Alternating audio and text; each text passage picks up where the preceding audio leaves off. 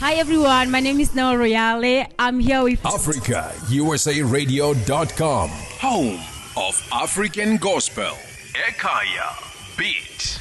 Hello, ladies and gentlemen. This is Divine Calling Unleashed here at Africa USA Radio, and I'm your host, Noah Royale.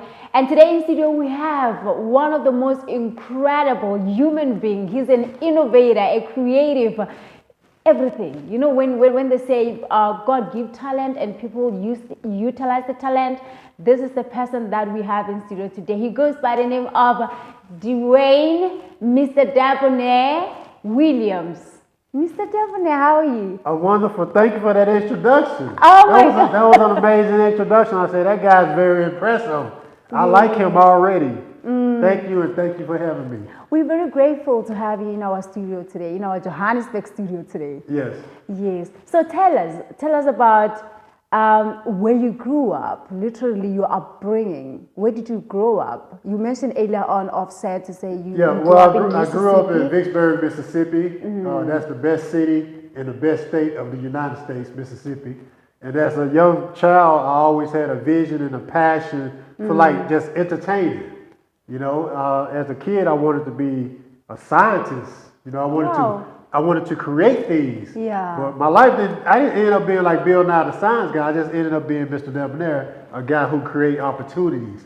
So I've always had like a mindset of being a creative, and I always had a passion for helping people. Yeah. Ever since a little kid from Mississippi. Yeah. But what was it in particular about Mississippi that got you feeling like, growing up, I'ma just keep on doing what I was doing from growing up as a young man? Well, Mississippi, if people they know about Mississippi, it's like hospitality. You know, it's a southern state. It's not like a fast state like New York. We take our time and we do things right.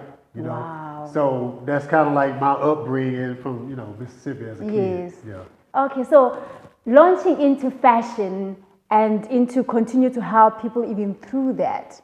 What was the motivation behind it? I saw some of your interviews, you literally spoke about this so many times, but I just want to hear from your mouth. I'll say it again. Fashion is like the tool that I use to help people. Yeah. And to help people basically, inspire people as well. Fashion is just a tool that I use to do that. But my motivation basically boils down to me wanting to help people and help people feel good about themselves. So that's why we started the International Beautiful You Fashion Tour. I say Beautiful You is Beautiful You Fashion Tour because it's speaking to that person, inner being, and that's the message that I hope to get across. Yes. Yeah. And then so also one thing that I realize is that it's rare, especially when it comes to fashion. I know you're not only doing fashion because you're doing it intentionally with the intention of helping people to have that self-awareness, self-love. What was it in particular that triggered you to say, okay, I'm doing it and I'm doing it this way?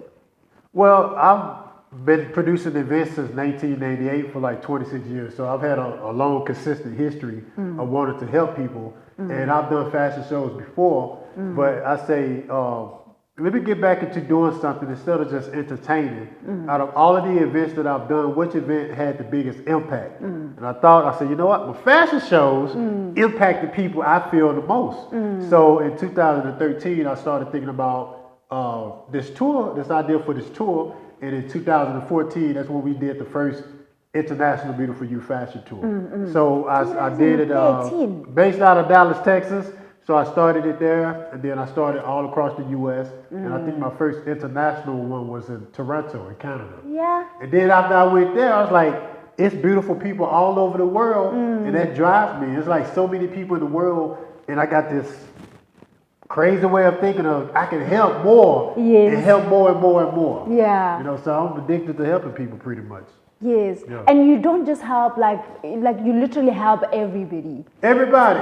Let's talk about you literally having different even models, what you call the model with different sizes. All sizes. Different So the shapes. program is for short people, tall people, the traditional standard. Yes. Curvy women, curvy guys too. So it's for all shapes and sizes, short, tall, medium, no height requirement, no weight requirement. We also take the kids, we take the men and the women, and we also take special needs and disabilities. Wow. That's what I'm big on. So whatever basically they could be who they are and be beautiful because beauty comes from within. Yeah. Okay, one of the interviews that I had you mentioning, they ask you, I'm going to rephrase their question. They ask you, what is it that motivated you to do it? And you mentioning your aunties. Yeah, so as far as like the disabilities and the special needs being included in the program, I was inspired by my aunts because they had special needs and they are the ones that assisted in raising me to become who I am. So as a kid, I said, if I ever had a chance to do something for the special needs community, the disability, you know, those with disabilities, I'm going to do it because I was raised primarily with the help of my two aunts who had special needs. Yeah. So traveling all these continents, right?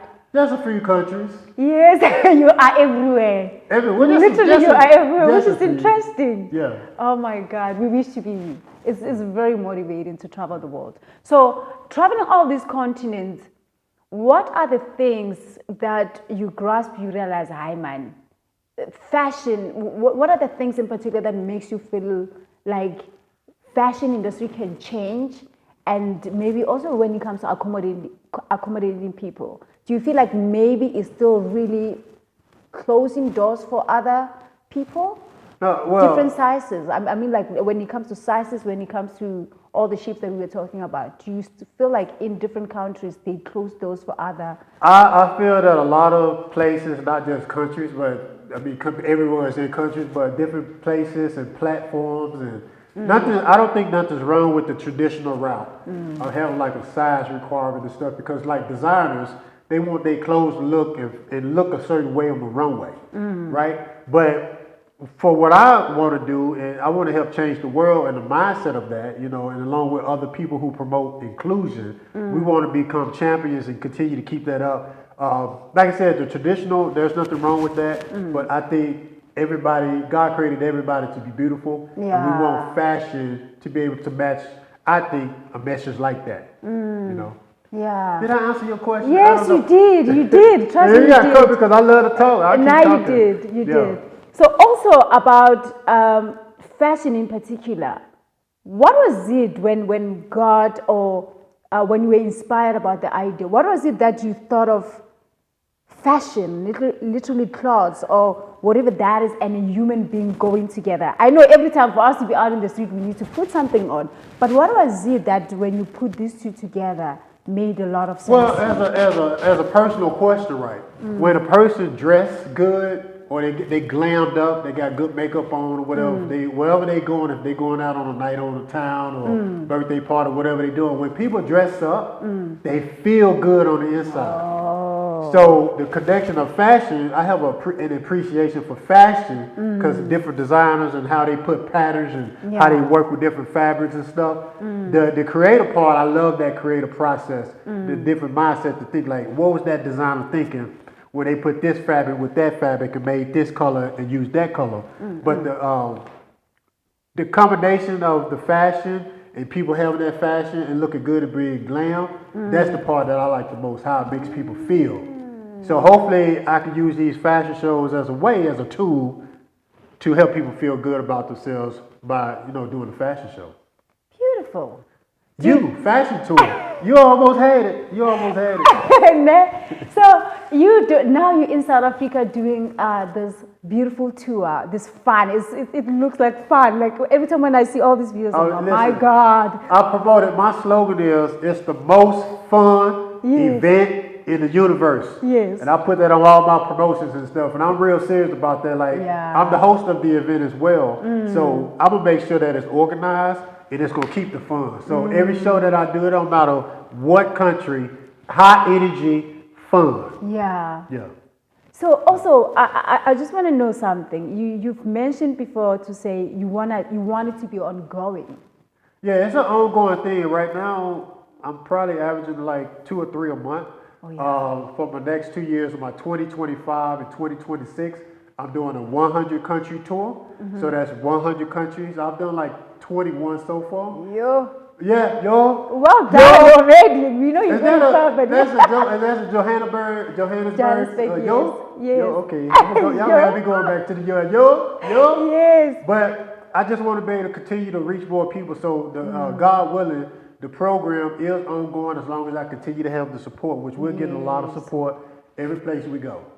So I'm saying 100 countries now, but within 2 or 3 years, it's gonna be higher. Yeah. No, it's I gonna want to be... go to every country in the world. Yeah. And then come back to every country in the world and keep coming back. Yes. Yeah. We want you. We want more of you. I'm So definitely coming back to South Africa, Johannesburg. Yes. Yeah. So another thing, what is it in particular that you are? I know as people, what is business, what is the show, what is whatever that you got going on, you always have expectation. What are you expecting for Saturday in particular here in South Africa? What is it that you're expecting from everything overall? Well, I don't know about expectations. I don't really do too much on the expectations, but I can tell you what's going to happen. Because when you've done so many shows, you've done whatever 500-600 shows I've done, I don't really expect no more. I know it's going to be great, and I know it's going to be fun. Yes. So that's what I guess you could say expecting. Yes. I guess you could say expecting. It is expectation, you know. Yeah. You always give people the fun, so you always do believe that that fun will come back. We get what we give. Yes. Yes.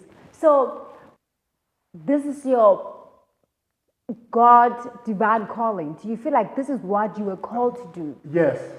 What is it about it that makes you feel like, you know what, This is it? As a faith-based person, everything that I'm doing right now in my professional life is focused on helping people and being of service to people. So that correlates directly with my faith, being of service to people by doing these shows and helping people feel good about themselves. So it's my God-given gift and talent and my vision. I can't even sleep at night. I keep thinking about this. When I wake up, it keeps me up at night. I can't even go to sleep. I keep thinking about it. My wife says, you got to get some rest. You got to go to sleep. I keep thinking about it because it excites me to do this. Yeah. Wow. And then another thing that I wanted to know, I know you're not stopping here in South Africa. Literally from here, definitely you might go home, but you have another places that you're going. Yes. So can you tell us about what's next after the South African tour? Where are you going? We got South Africa this Saturday at NSA, National School of the Arts. After that, we got Las Vegas in the United States. After that, we got New York, doing New York Fashion Week. That'll be season 17. Yes. I do New York like twice a year. Yeah. After that, we got London, UK, doing London Fashion Week. I do that like twice a year. And then we have, we got Turks and Caicos after that. I'm working on Haiti. We have Hawaii. And we have Los Angeles. Sure. And then we go back to India, Dubai for December, and Tashkent, Uzbekistan, and then a whole lot of more next year. Yeah.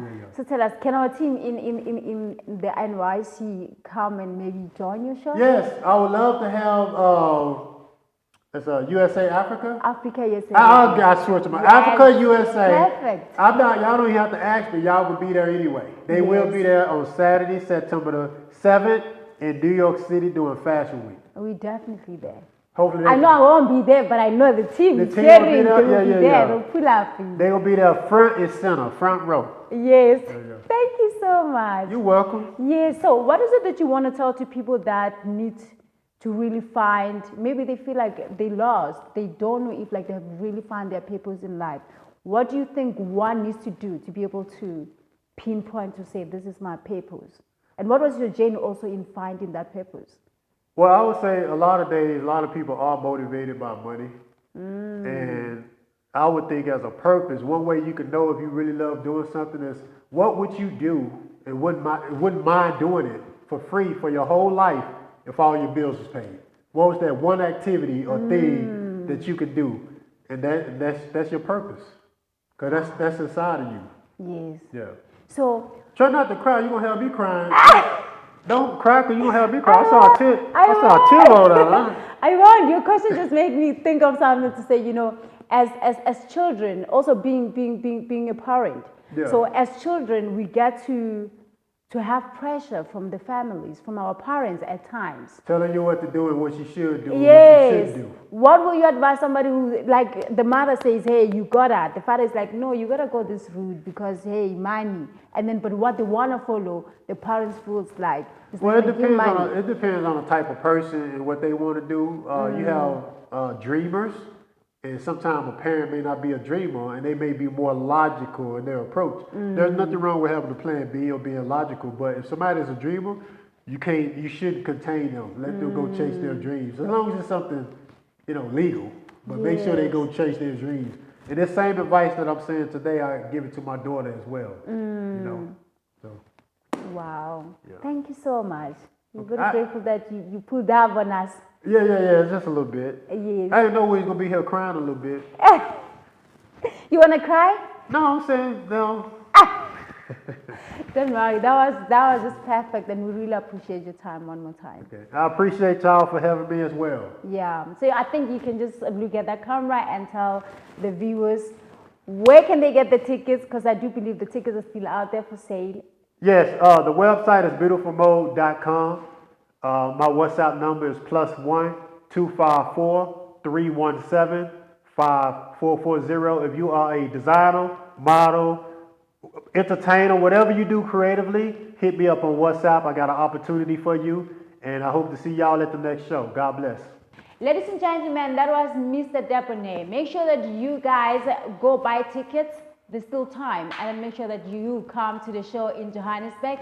And when he comes to other continents across the world, make sure that you pull up and you support the brother, because he always makes sure that he delivers fun, beautiful, inspirational, motivational, and uplifting events that changes people's lives. From us, Divine Calling Unleashed, we say thank you and good night. Hi everyone, my name is Noah Royale. I'm here with AfricaUSARadio.com, home of African Gospel. Ekhaya Beat.